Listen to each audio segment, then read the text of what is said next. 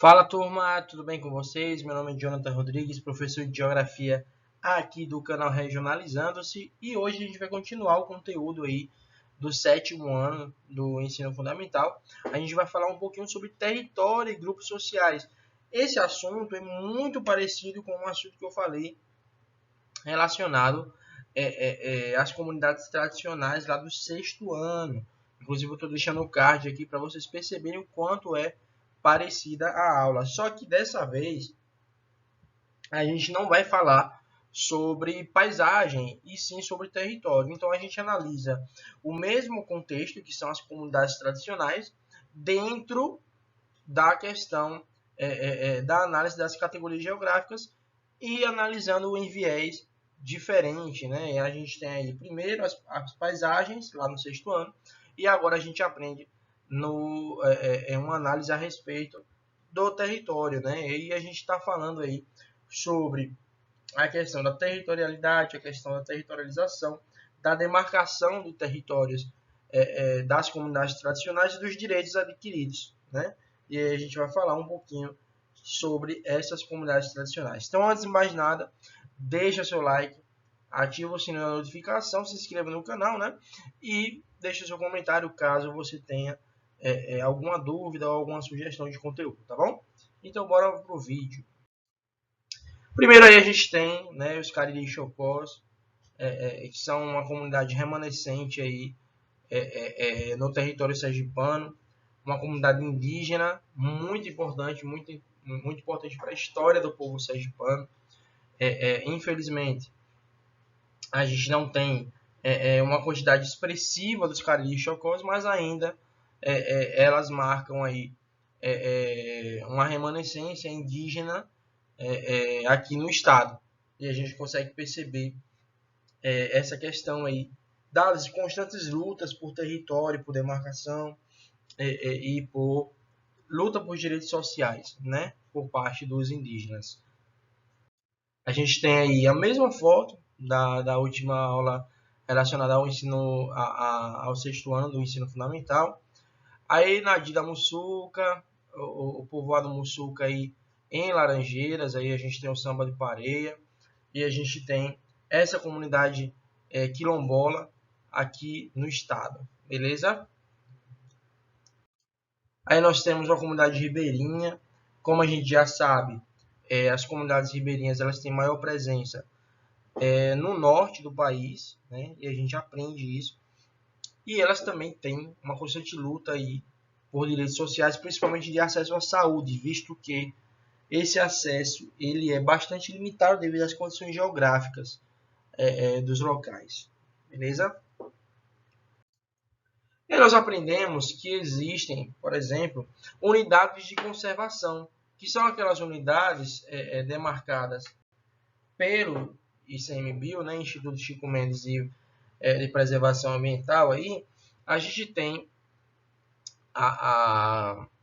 o Ministério do Meio Ambiente, o ICMBio, fazendo essa demarcação de unidades de conservação. Existem dois tipos de unidades de conservação: a de uso sustentável e a de proteção integral. A de proteção integral busca limitar, né, o máximo ou totalmente a presença do homem, beleza? E as de uso sustentável, elas buscam conciliar o uso, né, a partir do homem com a preservação da natureza, né? Então a gente tem parques nacionais, a gente tem reservas ambientais, né? E um exemplo aí que a gente tem, o Parque Nacional da Serra do Pardo, a gente consegue perceber uma demarcação, um decreto presidencial, né, de 2005, que demarca aí essa área, beleza? E a gente consegue perceber a importância dessa questão aí da demarcação dos territórios, beleza? E aí a gente tem um exemplo claro aí, assim como tantos outros, existiam muitos aqui também em Sergipe, e também não vai ser diferente aí em todo o Brasil, beleza? Assim como a gente tem as demarcações para unidades de conservação, a gente também tem as terras indígenas, né? E aí a gente tem uma placa demarcando uma terra indígena muito característica, né? Por exemplo, vamos analisar essa placa aqui. A gente tem, dessa vez, o Ministério da Justiça e não o Ministério do Meio Ambiente, né? A gente tem a Fundação Nacional do Índio, a FUNAI, presente aí em sua importância relacionada a essa área, né? Terra protegida, terra indígena com acesso interditado a pessoas estranhas, né? Essas áreas, para entrar nessas áreas, precisa de uma autorização, precisa de um guia, precisa de uma intermediação com as comunidades locais. Um exemplo disso é, por exemplo, o IBGE. O IBGE agora em 2021 vai fazer o censo demográfico, mas ele, para entrar nessas áreas, ele vai precisar de um guia, vai precisar acionar a FUNAI, para que os recenseadores, que são aquelas pessoas que fazem as entrevistas, elas possam conseguir ter acesso a essas comunidades. Então não é assim, né? Essas áreas elas são protegidas por lei, para que elas possam ser minimamente invadidas, violadas pelo homem branco, conforme dito aí pelos próprios indígenas. Aí a gente tem o artigo 231 da Constituição Federal, o artigo 18, inciso 1 da Lei 900-L73, né? E a gente tem o artigo 161 do Código Penal, ou seja, nesse aqui a gente tem, né? Por mais que a gente não saiba exatamente o que dizem essas leis, né, e tal, a gente percebe claramente, né? A gente percebe claramente que existe uma territorialização, né? E a gente tem uma questão de poder relacionada a essas áreas, né? Território é poder, né? E a gente consegue ver a força desse poder aqui, quando a gente tem a Constituição Federal, lei e Código Penal. Nesse momento aqui, você consegue perceber, opa, não é só para preservar, né? É para obrigatoriamente preservar. Existe uma relação de lei. E é justamente isso que diferencia da aula do sexto ano. Justamente porque a gente tem aí uma questão de território. E esse território ele não pode ser violado sem autorização. Beleza? Aí nós temos as terras indígenas, né? Uma demarcação, um mapa das terras indígenas. A gente percebe aqui a maioria na região norte, né? A gente consegue perceber claramente isso, uma presença muito forte no estado do Amazonas, em Roraima, né? A gente consegue perceber aqui também no Pará, no Mato Grosso, né? A gente consegue perceber aí algumas terras identificadas, né? Com essa cor laranja aí. A gente tem algumas terras roxinhas que são declaradas, né? E aí com restrição de uso a não índios em identificação. Ou seja, as pessoas podem usar, não indígenas podem usar, mas precisam dessa autorização aí identificada e tal, né? Então existem todas essas terras aí demarcadas como terras indígenas e de bastante importância para a preservação.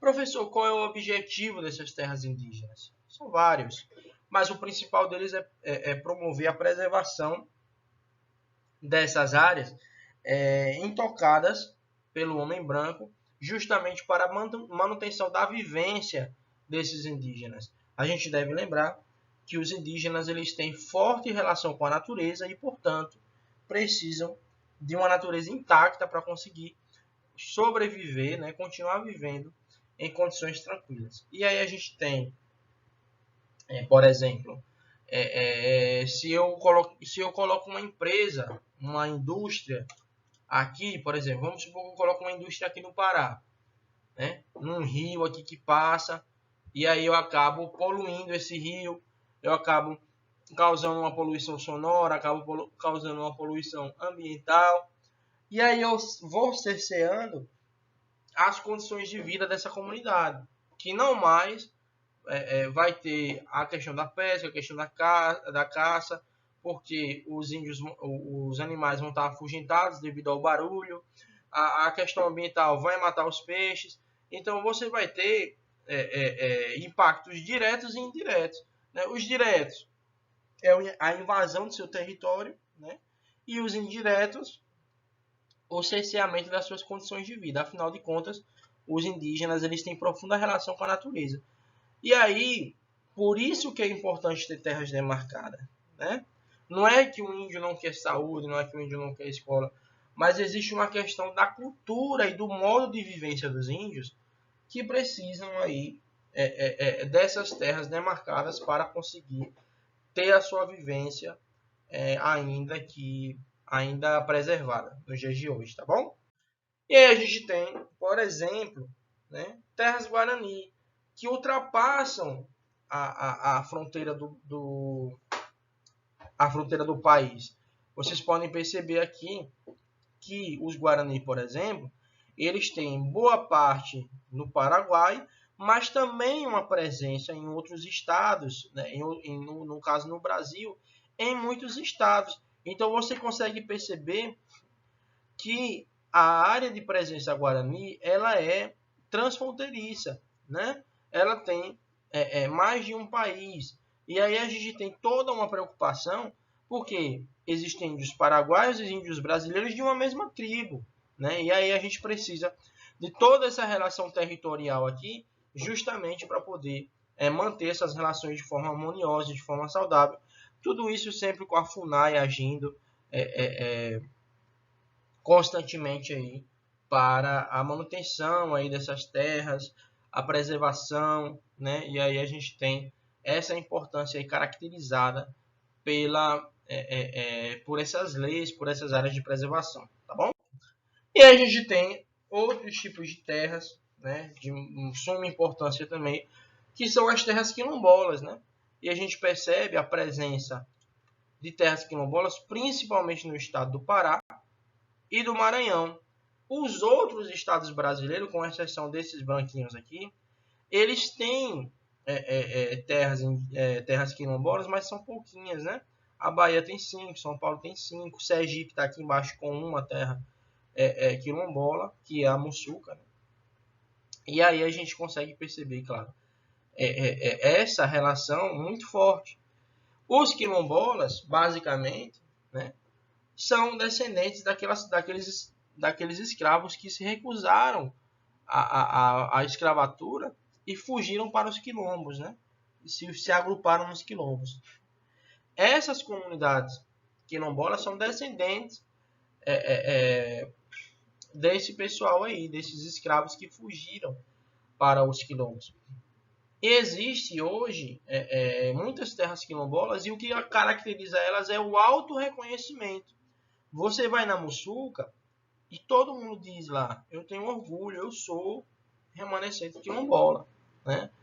E esse autorreconhecimento ele é essencial para a demarcação das terras. Porque a partir do momento que você se reconhece como um quilombola, aí você consegue lutar pelos seus direitos enquanto tal, né? E aí você tem toda uma questão territorial que vem logo em seguida, ou seja, uma questão de poder, de luta por direitos, né, que é tão importante assim.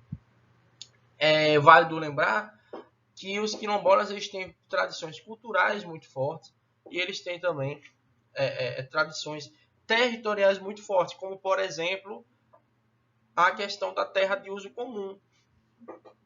Nos quilombos, né, as pessoas elas têm uma terra que não possui dono, né, ela não possui dono e ela é de uso comum para plantio, né? Ou seja, todas as pessoas ali daquela comunidade plantam naquela terra, colhem naquela terra, e aí eles conseguem ter esse acesso compartilhado aos produtos da natureza, né? E aí a gente tem esse compartilhamento aí, que é uma relação muito própria da comunidade quilombola, né? Assim como as comunidades indígenas possuem a sua a sua peculiaridade, as terras quilombolas elas também têm. muitos direitos, né, foram conquistados, né? Como, por exemplo, justamente o reconhecimento desses territórios, né? O livre uso dos recursos da natureza, né? Como, por exemplo, no ano passado, a gente teve um sério problema com as queimadas na Amazônia. E chegou um momento que todas as queimadas, né, elas foram proibidas, né? Seja por para plantio, ou seja, para uma outra questão. As únicas queimadas que foram autorizadas eram para comunidades tradicionais, porque poderiam ser rituais religiosos ou rituais ou práticas de vivência muito próprias, e aí essas estavam permitidas porque se sabia que essa questão aí da exploração das queimadas, ela era feita de forma consciente, controlada, né? E aí a gente tem, por exemplo, também o reconhecimento das técnicas sociais e forma de manejo, como eu falei para vocês. A gente tem a valorização por meio da educação diferenciada das diversas formas de ser e fazer, né? Acesso a políticas públicas específicas para essas comunidades e a participação na elaboração de leis, né, em benefício dessas próprias comunidades, beleza? Finalizando aqui, nós temos uma foto do samba de pareia, né, aqui de Sergipe, sendo assistido aí pela então presidenta do Brasil, Dilma Rousseff.